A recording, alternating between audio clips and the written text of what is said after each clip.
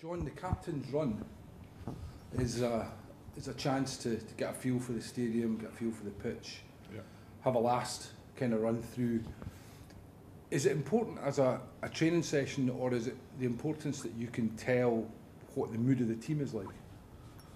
I don't know, because I've been involved in teams where you have a terrible team run and then you play brilliantly, and I've been involved on the flip side of that where you have a great team run and you don't play so well the next day. So I think it's a chance to have a last run through plays, clear up any uncertainty, and also just have a stretch of the legs, get any sort of lethargy out of the legs maybe.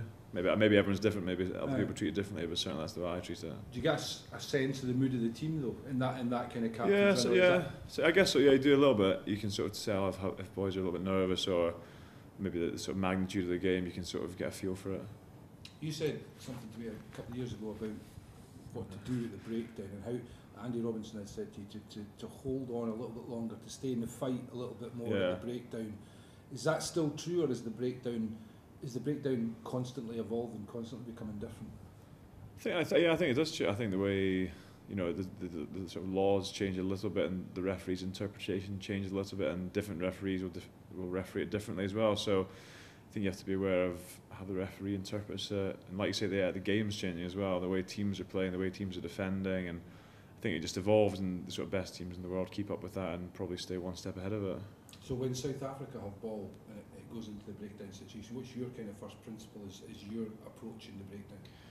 I think my principle, and the way that Matt Taylor's trying to get us to play, is he wants two guys in the tackle, and your work doesn't stop once you've made the tackle. You've got to get up, and the guy inside's got to try and make as big a mess of it as possible. I think that's one of his big things. He wants every player in the team to play like a number 7 in defence, so everyone's got a job there, whereas maybe in years gone by it was left to just the back row or the pack or something like that. But I think the way you see it, some of the best backs in the world are now some of the best at sort of tackling and jackling, aren't they? The victory against Japan, particularly from an attack point of view, what does that do to the frame of mind of the team when you particularly we look at a try like Al Dickinson's try? Mm-hmm. Yeah, that's a great try. Yeah. So what does that do to the way you approach the game from an attack point of view? I think that came off of quick ball. I think that's it's such an old cliche, but if you've got a quick ball, you can attack, and we came off quick ball and we attacked space, and I think South Africa posed a slightly different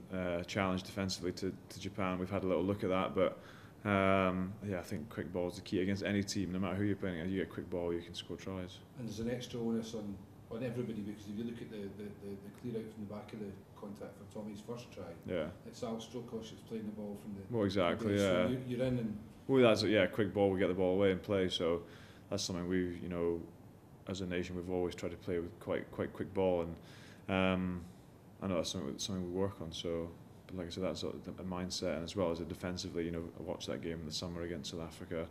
I thought defensively it was as best as I've seen the Scottish defence play. So I just think same attitude and attack tomorrow. I know we've been, we've had the surfer term on you, and it actually suits your temperament, I think, as well, because you're quite a laid-back guy. But inside, when you look at a game like South Africa or Australia, what are the emotions inside? What do you feel inside? I don't know. It's hard to say exactly, but I certainly feel like it's a new run in the Scotland side for myself. Maybe the start of something new for myself. Having been out for a little while and not having played that much open side over the last year or so for Scotland. So for me, Kelly spoke last week about each time you play. John has mentioned it, treat it as your last game, and certainly last week that was the way I went. I didn't know if I was going to be playing this week, and I don't know if I'll be playing next week, and that's I think that's quite an interesting way to play it. And I don't know if having a family changes things slightly, but yeah, you just go out and play each game as if it's your last, I guess.